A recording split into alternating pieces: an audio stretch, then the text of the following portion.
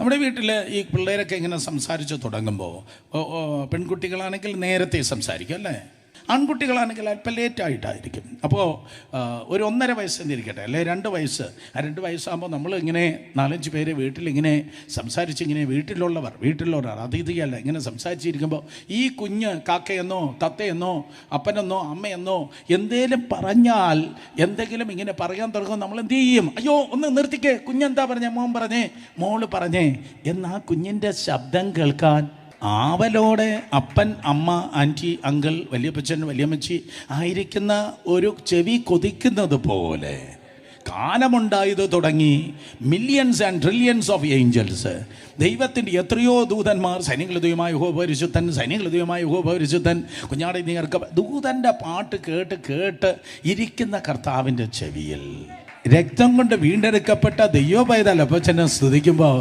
അതേ ആവശ്യത്തിൽ അപ്പച്ചൻ പറയും, അയ്യോ ഒന്ന് നിർത്തിക്കുക, എൻ്റെ കുഞ്ഞ് ഏതാണ്ട് പറയുന്നുണ്ട്, ഞാനൊന്ന് കേട്ടോട്ടെ എന്ന ഒരു ദൈവഹൃദയം. കാരണം അവൻ നമ്മുടെ അപ്പനാണല്ലോ. നിങ്ങളുടെ ശബ്ദം ദൈവത്തിന് ഭയങ്കര ഇഷ്ടമാണ്. നിങ്ങളുടെ ശബ്ദം മനുഷ്യന് ഇഷ്ടമല്ലായിരിക്കാം.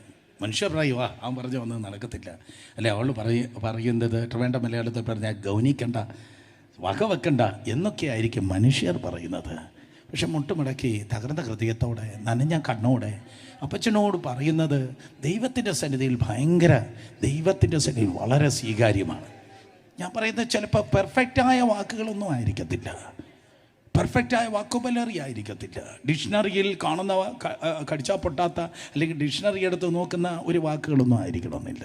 സിമ്പിളായി നിങ്ങൾ പറയുന്നത് ദൈവത്തിന് ഭയങ്കര ഇഷ്ടമാണ്, ദൈവം ആഗ്രഹിക്കുകയാണ്. നിങ്ങളൊന്ന് പ്രാർത്ഥിച്ചിരുന്നെങ്കിലെന്ന് ദൈവം ആഗ്രഹിക്കുകയാണ്. അയ്യോ എൻ്റെ കുഞ്ഞ് എന്നോടൊന്ന് സംസാരിച്ചിരുന്നു എങ്കിൽ.